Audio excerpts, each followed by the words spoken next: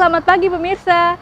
Berita Padang hadir kembali hari ini bersama saya Adini dan sejumlah informasi telah kami siapkan untuk Anda. Berikut selengkapnya.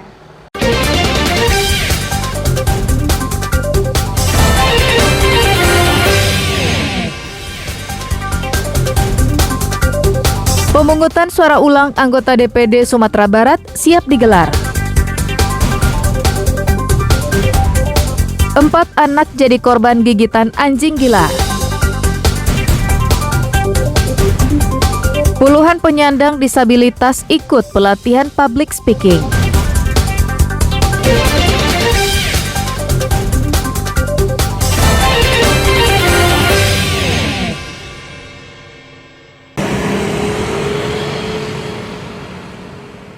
Nuansa pemungutan suara ulang anggota Dewan Perwakilan Daerah Sumatera Barat sudah terasa. KPU Sumatera Barat telah memasang baliho besar di sejumlah ruas jalan utama di Kota Padang, memberitakan adanya PSU anggota DPD, lengkap dengan foto calon, nomor urut calon, dan tanggal pencoblosan.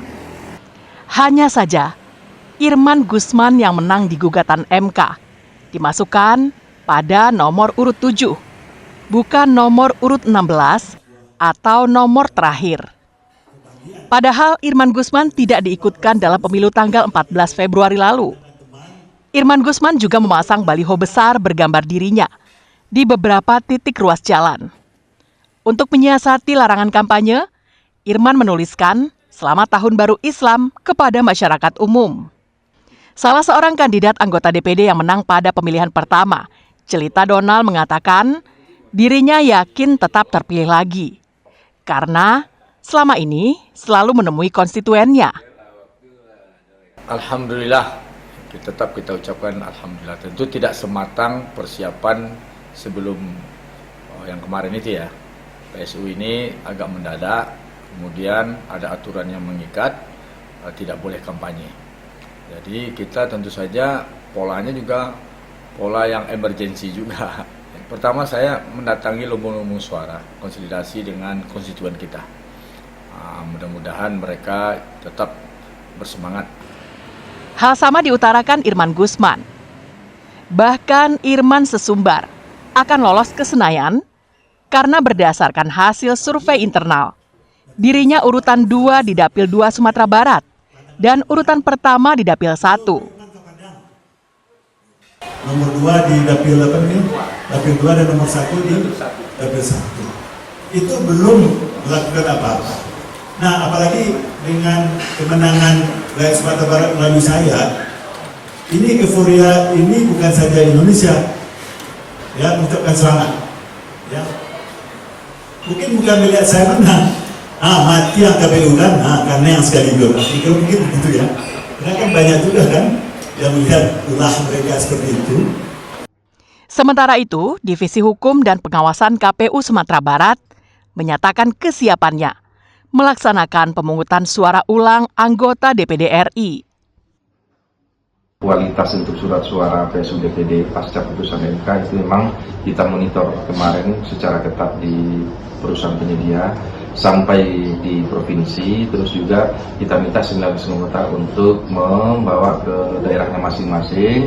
Begitu juga dengan lipat sortir juga kita minta untuk hati-hati, terus juga tidak mengurangi kesalahan lah di dalam proses pelipatan dan persortiran untuk surat suara ini.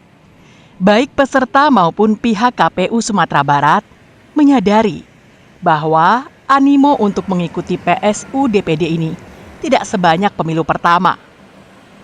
Diperkirakan paling banyak pemilih yang datang hanya 50% dari daftar pemilih tetap di setiap TPS. Laude Juhardio Anse melaporkan dari Padang.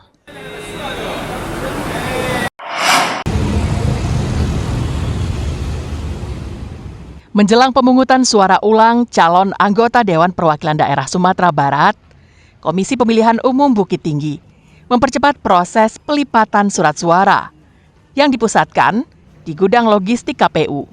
Petugas pelipatan surat suara terdiri dari anggota panitia pemilihan kecamatan, panitia pemilihan tingkat kelurahan, dan warga sekitar. Seluruh petugas yang terlibat memeriksa kelengkapan logistik, dan melipat seluruh surat suara yang telah datang beberapa hari lalu. Ketua KPU Bukit Tinggi menyampaikan, surat suara yang dilipat sama dengan jumlah daftar pemilih tetap yang berjumlah hampir 100.000 lembar, ditambah 2% sebagai cadangan. Hingga saat ini, tidak ada kendala yang berarti selama proses pelipatan. Kita sudah menerima logistik untuk PSU Sabtu tanggal 13 Juli besok, dan hari ini hari kedua kita melaksanakan sortir lipat surat suara 97.154 lembar yang kita sortir lipat hari ini, sudah 2 hari. Kemudian besok kita akan melaksanakan packing dan setting logistik. Ya, ini kita libatkan masyarakat dari kelurahan itu masing-masing 2, dari kecamatan, tingkat kecamatan itu ada 5 orang. Pelipatan surat suara diawasi ketat polisi dari Polresta Bukit Tinggi dan Bawaslu Bukit Tinggi. Seluruh logistik pemilihan suara ulang anggota DPD Sumatera Barat ini akan didistribusikan ke 24 kelurahan yang ada di Bukit Tinggi. Dina Amrina melaporkan dari Bukit Tinggi.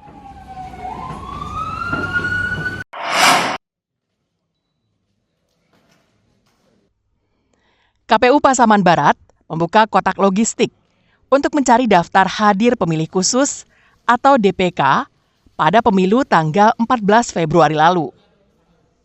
Data ini akan digunakan sebagai acuan pada daftar hadir di PSU anggota DPD mendatang. Proses pembukaan logistik ini disaksikan oleh Bawaslu serta pihak keamanan. Hal ini dilakukan karena pemilih yang masuk dalam daftar pemilih khusus memiliki hak untuk memilih pada PSU DPD tanggal 13 Juli mendatang. Selain itu, DPK yang memilih di pemilu lalu akan didata kembali oleh petugas KPU dan diberikan surat pemberitahuan memilih pada PSU DPD. Daftar hadir DPK ini juga menjadi dasar untuk membuat surat pemberitahuan saat pemungutan suara ulang. Menurut Komisioner KPU Pasaman Barat, pengambilan daftar hadir DPK tersebut sangat penting agar KPPS bisa mengetahui siapa yang akan diundang pada saat PSU nanti, selain pemilih yang terdaftar sebagai DPT di tempat pemungutan suara.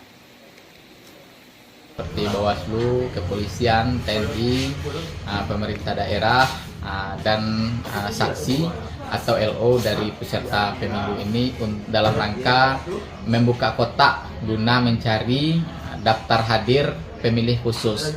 Karena untuk 13 Juli mendatang yang berhak menggunakan hak pilih itu salah satunya pemilih DPK yang sudah menggunakan hak pilih di 14 Februari yang lalu. KPU Pasaman Barat menargetkan pembukaan kotak dan pengambilan daftar hadir DPK itu selesai dalam 3 hari. Karena waktu pendistribusian dan penyebarluasan surat pemberitahuan telah sangat mendesak. Safatul Ulum melaporkan dari Pasaman Barat.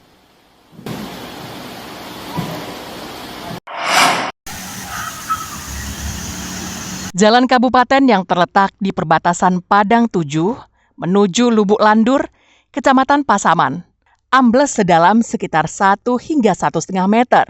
Jalan selebar 6 meter ini ambles setelah digerus aliran anak sungai secara berkelanjutan pada bagian tengahnya. Kondisi ini sudah berlangsung selama 2 pekan terakhir. Akibatnya, mobil dan truk kecil tidak bisa melewatinya. Pengemudi harus jalan memutar dengan jarak yang lebih jauh. Beberapa minibus yang mencoba menembus jalan itu menggunakan balok yang dipasang di bagian yang aman. Mereka harus ekstra hati-hati melewati balok yang dibantu masyarakat setempat untuk melintas. Jalan ini merupakan jalan satu-satunya yang menghubungkan 2 nagari maupun akses menuju ibu kota Pasaman Barat. Selain itu, jalan ini juga merupakan akses menuju tempat wisata ikan larangan Lubuk Landur. Ini merupakan akses penghubung perbatasan di Nagari Lubuk Landur dan Padang 7, Pak. Ibaratnya ini merupakan akses utama jalan menuju Padang 7 dan sekitarnya, Pak. Ya, ini jalan satu-satunya, Pak. Tapi ada jalan lagi, tapi jarak tempuhnya cukup jauh, Pak, dari sini. pendamping. Mudah-mudahan pemerintah bisa mengatasi jalan rusak ini dengan secepatnya agar bisa memudahkan akses jalan utama masyarakat di Zona 2 dan Zona 2. Masyarakat berharap agar jalan itu bisa segera diperbaiki, sehingga aktivitas mereka kembali lancar seperti sedia kala. Safatul Ulum melaporkan dari Pasaman Barat.